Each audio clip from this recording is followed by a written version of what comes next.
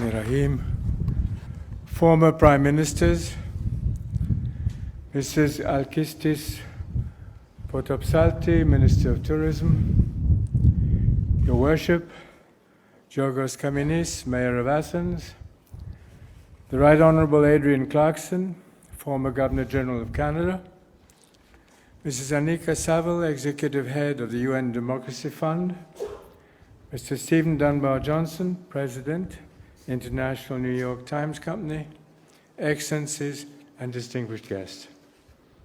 I'm grateful indeed for this opportunity to discuss with you the challenges facing democracy in our world, and to do so in such an appropriate setting. My warmest thanks also go to the people of Athens for their gracious welcome, and to my friends at the New York Times. I have long admired, since my undergraduate days at Harvard, what the Times has meant to the pursuit of truth and justice in our world. And I've appreciated our opportunities to work together through our diplomatic academy in Paris, for example, and also through the good counsel the Times provides for our media company in East Africa. The topic of democracy and its challenges is one that I have followed closely for a long time, most intently in the developing world of South and West Asia, the Middle East and Africa, where so many members of the Ismaili community live and where so much of our development work takes place. I assumed my role as Imam of the Shia Ismaili Muslims in 1957. It was a time when old colonial empires were crumbling and democratic hopes were rising. But too often high expectations were not fulfilled. At the same time, there was a crisis of only a few years later, following the collapse of the communist hegemonies. It was expected that newly independent countries would be able to make huge economic and diplomatic choices between capitalism, socialism, alignment and non-alignment, even while they were fashioning new frameworks of governance. But it was a tough assignment. Often, when old autocratic orders yielded, new democratic orders were not ready to thrive, or were walled in by political and ideological dogmas. Today, all across the world, we continue to hear increasingly about a crisis of government, of confidence in governments. While the pace of history accelerates, democratic governments often deadlock. Scholars now count a growing percentage of countries as failed democracies. The Fund for Peace reports that in more than 2/3 of the countries regarded as the world's most fragile, conditions have actually worsened this year. The enormous refugee crisis that now confronts us is one manifestation of that challenge. I believe that the progress of democracy in our world is fundamentally linked to improving the quality of human life. The promise of democracy is that the people themselves best know how to achieve such progress. But if that promise is disappointed, then democracy is endangered. A UNDP survey of South American publics some years ago demonstrated that most people preferred an effective authoritarian government to an ineffective democratic one. Quality of life was the prime concern. But what can we say then about why democratic systems often fall short in their efforts to improve the quality of their constituents' lives? Let me suggest 4 elements that could help strengthen democracy's effectiveness in meeting this central challenge. They are improved constitutional understanding, independent and pluralistic media, the potential of civil society, and a genuine democratic ethic. My first suggestion is that the current challenges to governance should be seen less as problems of democracy than as problems of constitutionality. There are more countries today than I can ever recollect before that are grappling with outdated constitutions, frameworks that seem unable to reconcile opposing factions, advance economic priorities, encourage civil society, or protect human rights. But constitutional revision, especially in developing countries, is not easy. One problem is a poor understanding of comparative government systems. That subject is not part of most educational curricula, and in the countries I know best, the media rarely explain the logic or the options of constitutional change. In some countries, there actually is no clear constitutional means for constitutional change. Even when a referendum is held to validate such change, most people are neither prepared nor willing to express a considered judgment. The result is that governments in power often have an open field. In my view, then, a first step to better democratic governance is a better public understanding of constitutional principles. It is easy, for example, to say that we want government of, by, and for the people, that governments should be servants of the people and ultimately responsible to them. But that does not mean that government decisions must be made by an enormous range of far-flung participants, by vast plebiscites, or popular referenda, or public opinion polling, or the number of hits on an internet blog. Such misapplied versions of democracy can produce irrational leadership and poorly informed policies. Sometimes efforts to impose simplistic popular democracy can create voids of governance which can be exploited to dangerous ends, and I have seen this in various countries in the developing world. But then, who should make various governmental decisions? My response would emphasize the idea of balanced authority, including the concept of healthy federalism. For increasingly diverse societies, a constitution that divides and balances power is essential. In discussing constitutional challenges, it is impossible to ignore the recent revival or creation of new theocratic political parties in the Islamic world. There, the question is how theocratical principles of governance can operate constitutionally in increasingly secular political environments.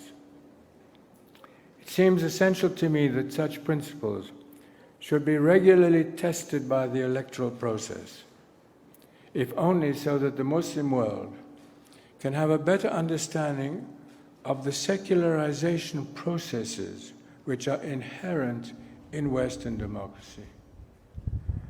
And democratic principles, in turn, must respect the broad diversity of human faiths and cultures. Finding the right constitutional balance is no easy matter, and we make a great mistake if we think that one size somehow can fit all. Effective constitutions must be adapted to a variety of cultural and demographic realities, but it can be done. One recent example is that of Tunisia, where after intense and arduous negotiation, a promising new constitution won broad public support. My central point, in sum, is that we cannot build better democratic performance over time without a better understanding of constitutional values. A second key variable for enhancing democratic effectiveness is the critical role of competent and independent media voices. We often forget that ancient Greek democracy required a highly compact community, living within the sound of a crier's voice, as Aristotle said. Under such conditions, face-to-face dialogue could foster a sense of trust and political accommodation. But these ideal conditions now obtain only rarely. Populations are much larger, more widely scattered, and more diverse. They cannot most easily be mobilized, and when they are mobilized, it is generally around vivid but superficial symbols and negative propositions. Often what counts most is in our extended societies is not what one is for, but who one is against. In such circumstances, polarization and impasse are constant risks. Nor can we rely on advances in communication and technologies which overcome the obstacles of distance and diversity. In fact, new media technologies have often made matters worse, and I don't mean the New York Times. From the development of written language, to the invention of printing, to the development of electronic and digital media, quantitative advances in communication technology have not necessarily produced qualitative progress in mutual understanding. To be sure, each improvement in communications technology has triggered new waves of political optimism. But sadly, if information can be shared more easily as technology advances, so can misinformation and disinformation. If truth can spread more quickly and more widely, then so can error and falsehood. Throughout history, the same tools, the printing press, the telegraph, the microphone, the television camera, the cell phone, the internet, that promise to bring us together, have also been used to drive us apart. So the age-old promise of democracy is that social cohesion and public progress could be achieved by consensus rather than by coercion. But genuine democratic consent depends on dependable public information. The danger in an age of mass media is that information also can be misused to manipulate the public. All around the world, authoritarian rulers increasingly use media to coerce the consent of the governed. Our hosts today, the International New York Times, recently published a remarkable description of this phenomenon under the headline, "The Velvet Glove." The power of a leader's reasoning or the truth of his arguments, the report suggests, are often less important than his command of media influence. What results can be the illusion of democracy, but not its substance. No, our technologies alone will not save us, but neither need they ruin us. It is not the power of our tools, but how we use them that will determine our future. Among other things, this means prioritizing the role of independent media, and indeed of a multiplicity of independent voices. Demographic pluralism must be reflected in healthy media pluralism. I mentioned earlier my own involvement in the African media scene as founder of the Nation Media Group. It was launched at the time of Kenyan independence, and for nearly 6 decades, media independence has been its watchword, a sine qua non for democratic health. This leads to my third observation. Government, while critical, can only take us so far.